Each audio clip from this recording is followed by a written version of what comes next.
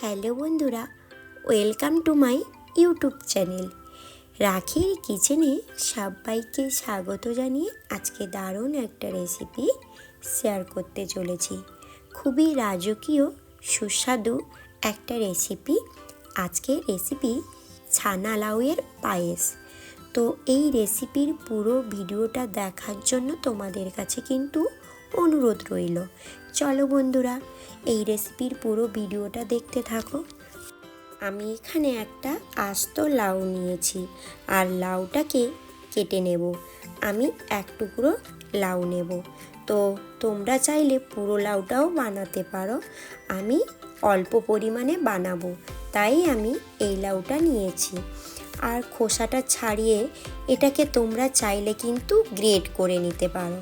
আর আমি এখানে কিন্তু ছাড়িয়ে প্রথমে কুচিয়ে নেব, তারপরে কি করব, এটাকে চপ করে কেটে নিতে হবে। মানে চপ করে কেটে নিলে কি হয়, লাউয়ের যে জুসটা বেরিয়ে আসে।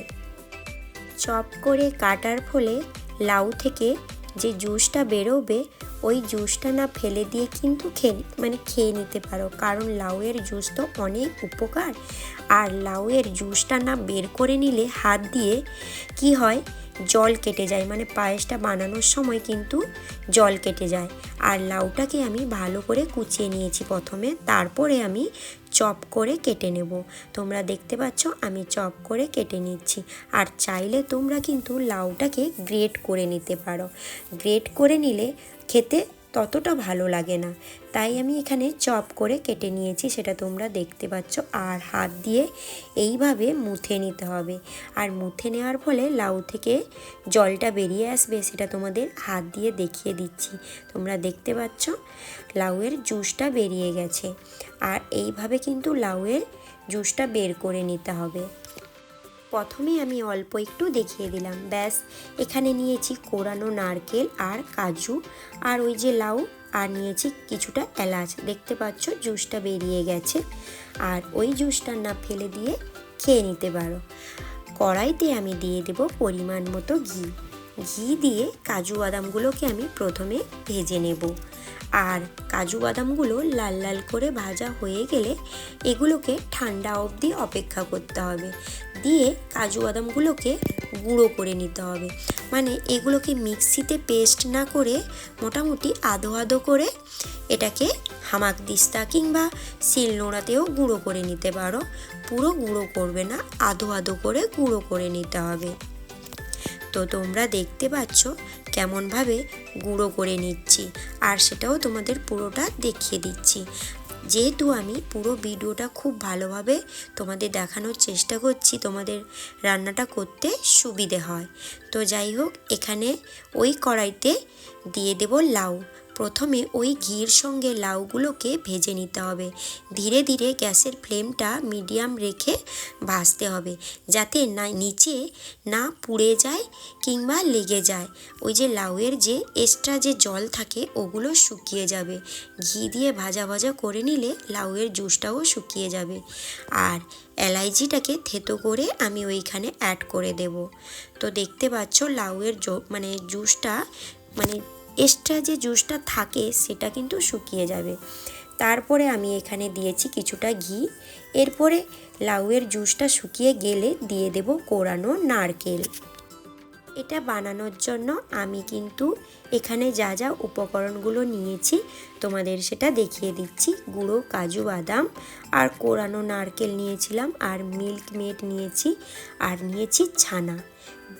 এখানে আমি ছানা নিয়েছি 150 গ্রাম মতো, আর হাফ লিটার মতো দিয়ে দেব আমি দুধ। তো দুধ না দিলে তো পায়েস হবে না, তাই না? তো এটাকে ঘন ঘন করে এটাকে জাল দিয়ে দিয়ে ঘন করতে হবে। ছানাটা কিন্তু এখন দেব না। দুধটা ফুটে ফুটে যখন ঘন হয়ে আসবে, এবারে উপর থেকে কিন্তু আমি 2 টেবিল চামচ মতো গুঁড়ো দুধ দিয়ে দেব। কারণ টেস্টটা দারুণ আসবে, দারুণ। তোমরা কিন্তু এইভাবে লাউয়ের পায়েসটা অবশ্যই বানাবে। তো তোমরা বলবে এখানে তুমি তো অনেক কিছু দিয়েছো, তাই না?